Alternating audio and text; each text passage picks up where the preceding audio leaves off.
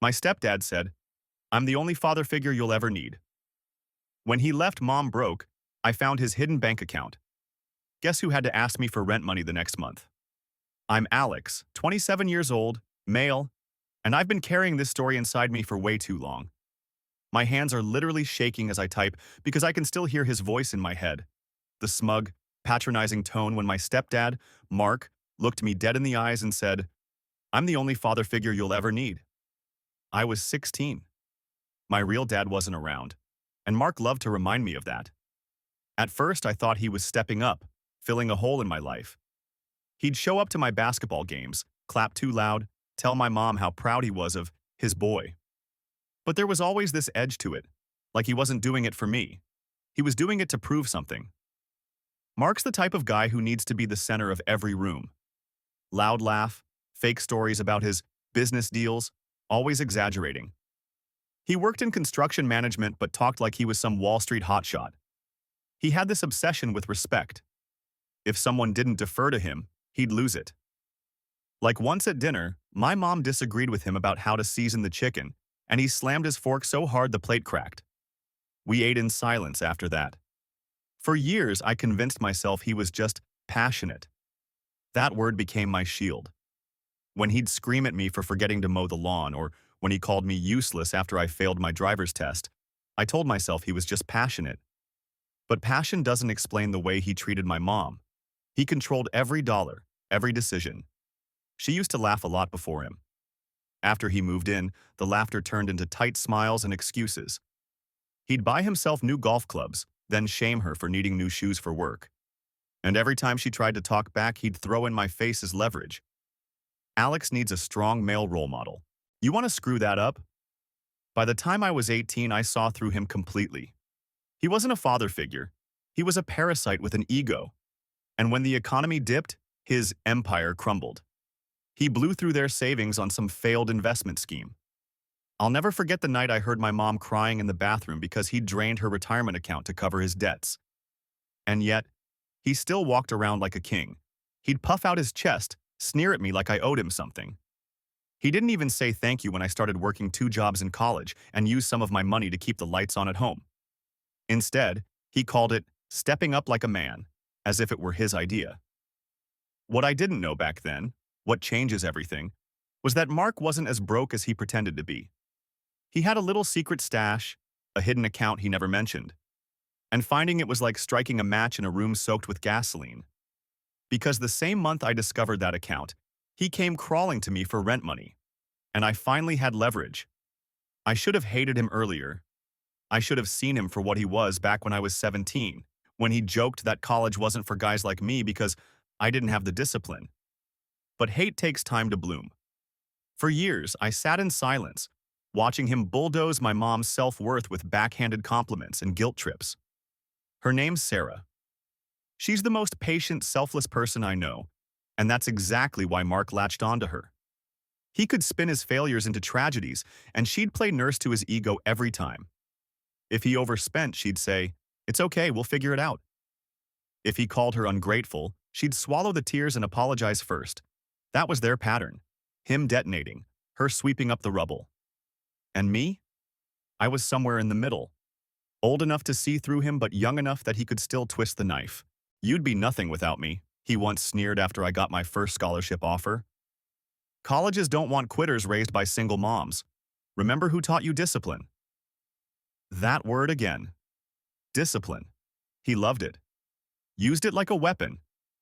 But what gnawed at me most wasn't even how he treated me. It was how he trapped Sarah. She used to manage her own finances, budget everything down to the penny. By the time I left for college, Mark had consolidated all the accounts, which was code for draining hers and funneling it through his. He claimed it made things simpler. It made things dangerous. When the big crash came, one of his investment buddies scammed him. He painted himself as a victim. I came home one weekend to find Sarah hunched over a stack of bills at the kitchen table, whispering apologies to the numbers as though they could forgive her. I asked where the savings went. She didn't answer. Just looked at the closed office door, where Mark was blasting ESPN like the world wasn't burning around him. I wanted to punch a hole through that door. Instead, I started picking up every shift I could, bussing tables, hauling boxes, tutoring freshmen. My paychecks didn't fix the hole, but they kept food in the fridge. I thought I was helping. What I didn't know was that Mark wasn't just broke. He was lying. It happened by accident. I was back home visiting, trying to print something from his laptop because ours had died. He'd left a spreadsheet open, numbers, transfers, account names. At first, I thought it was debt tracking. Then I saw the balance. Not debt. Savings. A neat, hidden account with enough to pay the mortgage for a year, sitting untouched while Sarah scraped together coins for groceries. The betrayal was like ice water down my spine. He'd let her cry herself to sleep, let me burn myself out trying to cover gaps, all while his safety net sat fat and secret. And then, 2 weeks later, he knocked on my bedroom door, face pale, eyes darting like a trapped animal. "Alex, son," he started, already in that fake soft voice. "I need a little help this month. Rent's tight. You think you could float us a loan?" Loan. The word almost made me laugh. That was the moment I knew.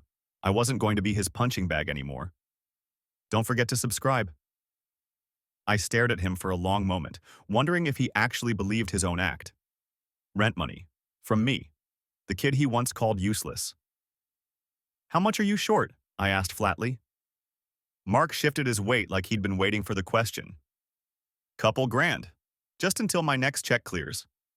You know I'd do the same for you." I almost choked. The same man who told me at 17 I was a parasite for asking to borrow his truck for prom was now standing in my doorway with his hand out. I should have told him then and there about the account I'd found. But something in me wanted to wait, to see how far he'd go with the lie. So instead, I said, "I'll think about it." That one sentence broke him. His jaw tightened, his nostrils flared. He expected obedience, not hesitation. "What's there to think about?" he snapped, his voice already rising. "Family helps family. You think that college degree makes you better than me? You think you're some big shot now?" His eyes darted past me, landing on the framed photo of me and Sarah from my graduation that sat on my dresser. Without warning, he snatched it up and hurled it against the wall. The glass shattered, spraying across the floor. I jumped up, my pulse pounding. "What the hell is wrong with you?" He stepped closer, red in the face, finger jabbing the air between us. "What's wrong with me? What's wrong with you? You ungrateful little punk? After everything I've done for you and your mother, this is the thanks I get? You want to see her homeless? You want to see her suffer?" That was his go-to move, dragging Sarah into it. Every fight, every tantrum, he used her as a shield. My silence meant I was hurting her. My defiance meant I was breaking her heart. But this time, it didn't land. Because I knew the truth. Sarah wasn't broke because of me. She was broke because of him. Because while she worked double shifts and cried herself sick, he was stashing away money like some dragon hoarding gold. "I'll think about it," I repeated, quieter this time. Mark's face twisted. He wanted to explode again, but maybe some part of him realized he'd already gone too far with the photo. Instead, he stormed out of my room, slamming the door so hard a crack formed in the wood. I sat there, staring at the broken frame on the floor. My hands were trembling, but not from fear anymore. From rage. That was the night I decided I wouldn't just expose him. I was going to make him crawl. And when he finally came begging again, I'd be ready. For a few days, the house went quiet, like the air after a storm. But that kind of silence never lasted with Mark. I came home one evening to find Sarah at the kitchen table again, bills spread out like a battlefield. She was holding her head in her hands, whispering, "I don't know how much longer we can do this." My chest tightened. Mark was pacing behind her, arms flailing as he lectured. "I told you it's temporary. Once this next job pays out, we'll be fine. But in the meantime, maybe Alex can step up instead of acting like a spoiled brat." My blood boiled. Spoiled brat? I'd been sending half my paycheck home for years. "Don't drag me into this," I said, dropping my backpack by the door. He whirled on me instantly, face red, veins popping at his temple. "You think you're too good to contribute? You live under my roof." "Your roof?" I cut him off. "Mom's been paying for this roof with every double shift she pulls. Don't talk like you built this place. Sarah froze, eyes darting between us. She looked terrified, like she was waiting for a bomb to go off. And it did. Mark grabbed the nearest thing he could, an empty beer bottle from the counter, and slammed it down so hard it cracked in his hand. Shards scattered across the table, a slice of glass catching Sarah's arm. She gasped, pulling back with a small cut already bleeding. "Look what you made me do!" Mark shouted, as if we had guided his hand. I lunged forward, shoving him back before he could say another word. "Don't you dare blame her! Don't you dare!" For a moment, I thought he'd swing at me. His fists were clenched, his whole body vibrating with rage. But then, just as quick, he crumbled into crocodile tears, dropping into a chair and burying his face in his hands. "You don't understand the pressure I'm under," he sobbed, rocking like a child. "Everyone expects me to provide. Nobody sees how hard I work." Sarah, bleeding, still moved toward him with tissues. She always did. And watching her kneel beside the man who had just cut her open, literally this time, something inside me snapped for good. That night, while they slept, I pulled up his hidden account again. The balance stared back at me, glowing on the screen. Enough to cover months of bills, groceries, rent, everything he'd been pretending we didn't have. And I knew then, I wasn't just going to expose him. I was going to make him beg me, on his knees, the way he made Sarah beg for peace. The trap was set. Don't forget to subscribe. Update. Wow. I wasn't expecting my story to blow up like this. I honestly thought I was just screaming into the void, but y'all came through with advice, rage, and even some dark humor that made me laugh harder than I have in weeks. Some of you said, "Alex, pack your mom up and get out now." Trust me, I've thought about it 1,000 times. But my mom, Sarah, she's stubborn. She keeps clinging to the idea that Mark can change, that maybe he's just under stress. And every time I bring up leaving, she says, "Where would we go? How would we pay for it?" Like she doesn't realize she's already been paying for everything while he hoards money in secret. A lot of you called out Mark's crocodile tears. Yeah, you nailed it. That night at the kitchen table, him breaking a bottle and then sobbing like a toddler. It was the fakest display I've ever seen. But it worked on my mom because she's conditioned to comfort him. I wanted to shake her and say, "Don't you see what he's doing to you?" And then there were the wild comments. Someone actually suggested I take the hidden account info, print it out, and tape it to the fridge like a family shopping list. Not gonna lie, tempting. Another said to stage a funeral for his masculinity. Dark, but I laughed way too hard at that one. Here's the part I didn't include before. When I first found the account, I took screenshots.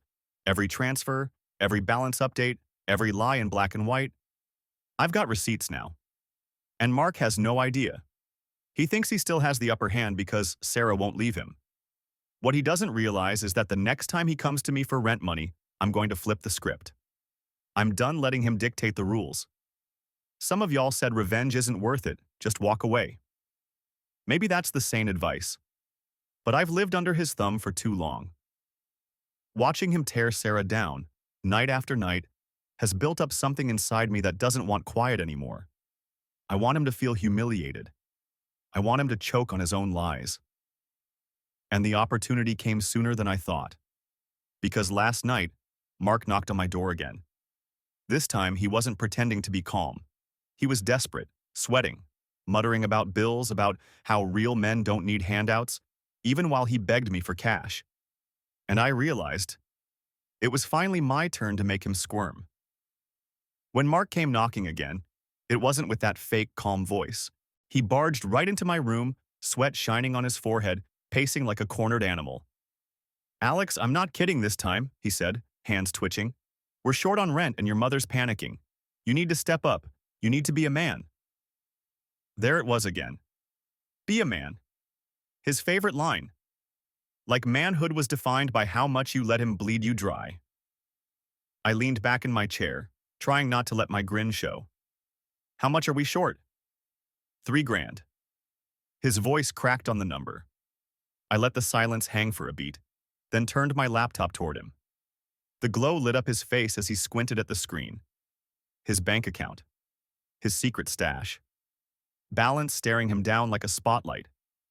His whole body jerked, like I just hit him with cold water. Where did you? Doesn't matter, I cut in. My voice came out steady, almost calm, even though my heart was slamming against my ribs. What matters is that you've been lying. Mom's been working herself sick. I've been throwing half my paycheck into this house. And all this time you had money sitting here, enough to cover rent 10 times over. He staggered back a step, eyes darting, searching for an excuse. That, that's my emergency fund. You don't understand how finances work. Don't, I snapped. Don't feed me another excuse. You let her bleed while you stockpiled. You let her cry herself to sleep while you sat on this. His face twisted, shifting between rage and panic. If you tell her, if you dare tell her, I swear to God, Alex, You'll what? I stood up, closing the distance between us. For once, he wasn't towering over me. For once, he was the one backing up. You'll break another picture frame? Throw another bottle? You've already shown us who you are, Mark. His chest heaved. His fists clenched like he wanted to swing, but he didn't. Not this time. Instead, he did something almost worse. He begged. Don't tell her, he whispered, his voice cracking. Please. She won't understand. She'll leave me. Just give me time. I'll fix it. I let him sweat. Let him squirm in the silence, his own lies choking him. Then I leaned in close and said, You're going to pay the rent with your own account this month. Not mine, not hers, yours. Or I swear, Mom finds out tonight. He froze, mouth opening and closing like a fish. And for the first time in my life, I saw it. Fear. That fear was better than any punch I could have landed. Mark paid the rent the next day, and I knew it was only the beginning. Don't forget to subscribe. For a week, Mark walked around the house like a bomb with the pin halfway pulled. He barely spoke to me, barely looked at me. Every time I caught his eye, he'd glance away like I was holding a knife to his throat. But fear doesn't keep a man like Mark quiet for long. It blew up on a Saturday. Sarah was making dinner, humming softly, trying to pretend things were normal. Mark came stomping in from the garage, face red, hands shaking. He slammed a stack of papers onto the table so hard the salt shaker toppled. You went through my accounts, he screamed, pointing at me like he was accusing me of murder. You hacked my computer. You stole my information. Sarah's head snapped up, eyes wide. What account? The room froze. Mark's face drained of color. He hadn't meant to say it. His mouth opened and closed, fumbling for a backtrack, but the words were already hanging in the air like smoke. So I finished it for him. The one he's been hiding from you, while you've been killing yourself at work, while I've been paying bills. He's had thousands stashed away. Sarah's fork clattered to the floor. Her hands shook as she whispered, Mark, is that true?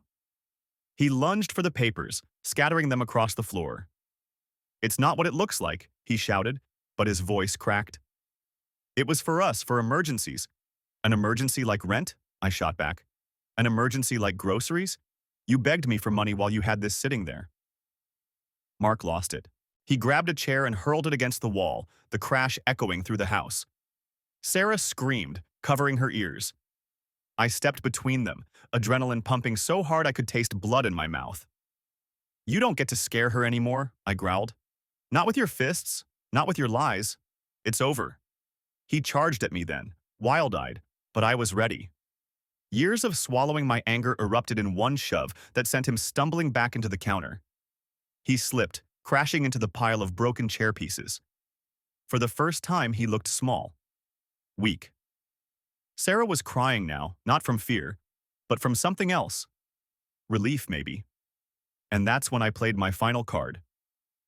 I pulled out my phone and showed her the screenshots. Every hidden transfer, every balance. Proof she couldn't ignore. Sarah's tears hardened into something sharper. She turned to Mark, her voice shaking but strong. Get out. Pack your things and get out. Mark stared at her, stunned. He opened his mouth to argue, but nothing came out. For once, he had no script. And as he staggered off to the bedroom, muttering nonsense, I realized I'd just ripped the crown off the tyrant.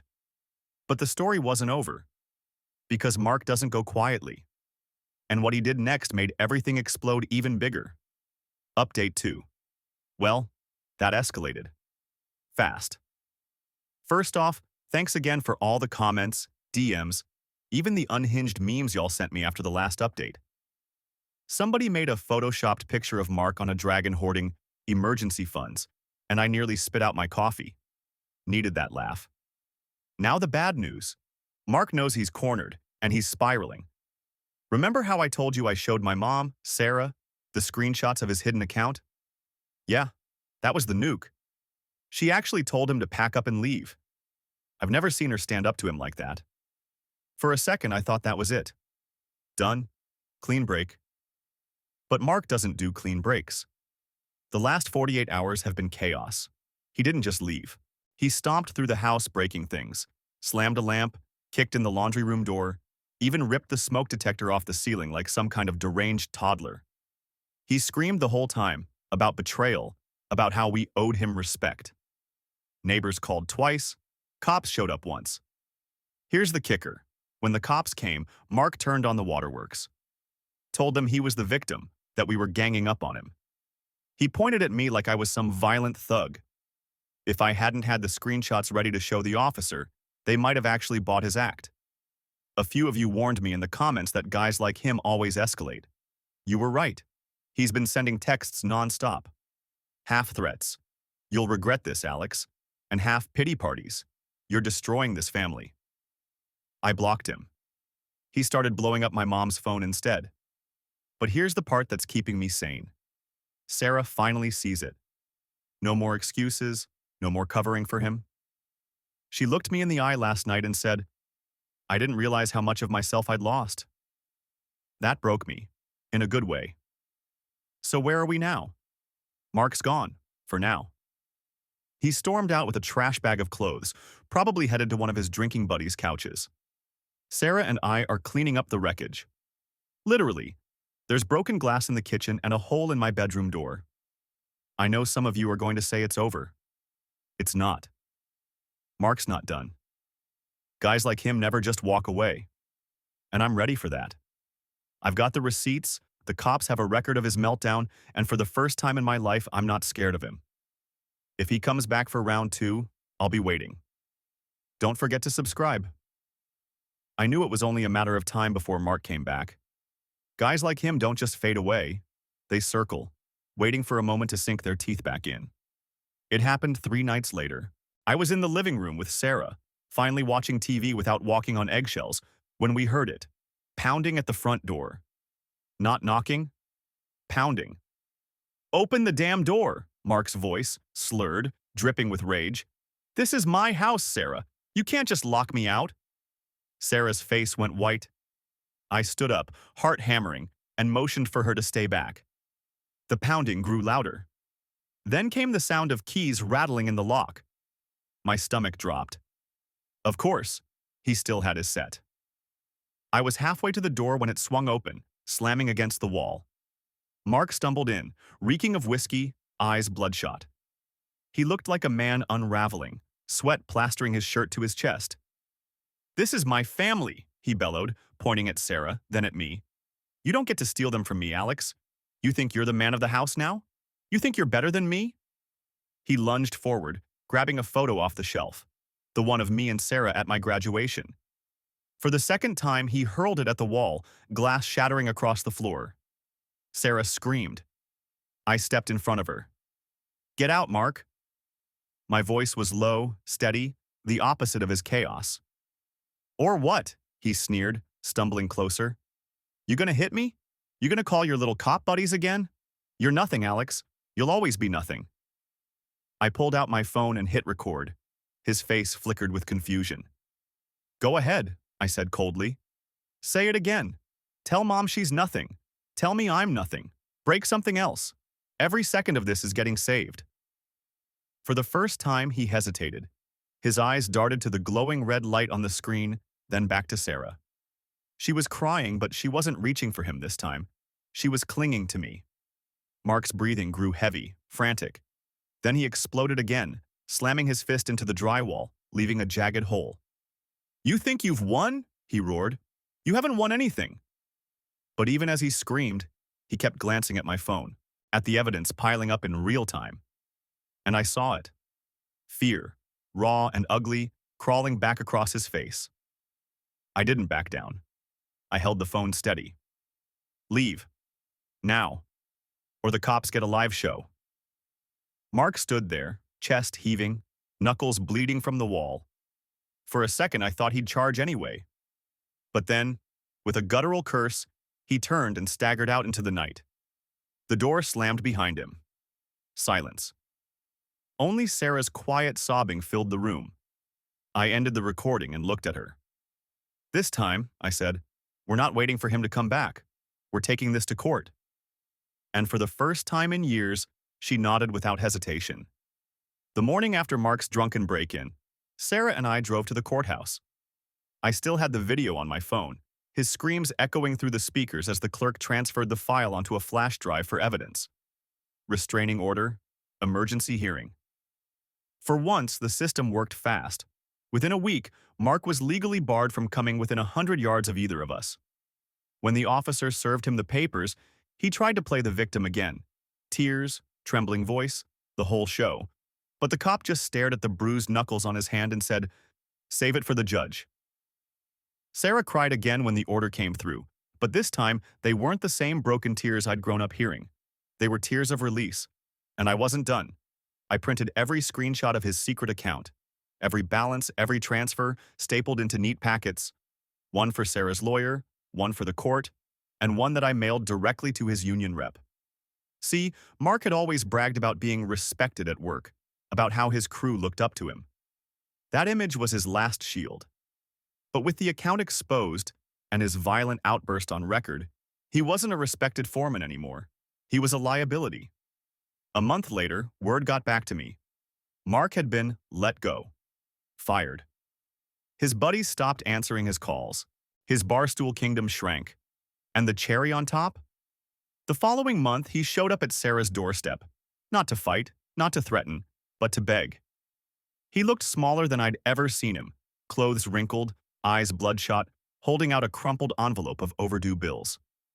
"Just a loan," he mumbled. "Just until I get back on my feet." I almost laughed in his face. This man, who once told me I'd never be anything without him, was standing on our porch asking for help like a stray dog. I didn't scream.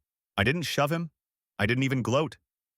I just pulled out my phone, hit record again, and said, "Remember when you told me you were the only father figure I'd ever need? Guess what, Mark? You were wrong. You're nothing to us now. And if you don't leave this porch in 10 seconds, I'll make sure the cops see this too." His face twisted, part rage, part shame. But he left. That was 6 months ago. Sarah's healing. She's managing her own money again, smiling more, even picked up painting like she used to before Mark crushed her spirit. The house feels lighter, like someone finally opened a window. As for me, I don't hear his voice in my head anymore. Not the insults, not the threats. Just the memory of him standing there, begging me for rent money, stripped of everything he thought made him powerful. And that's better revenge than I ever could have planned. See,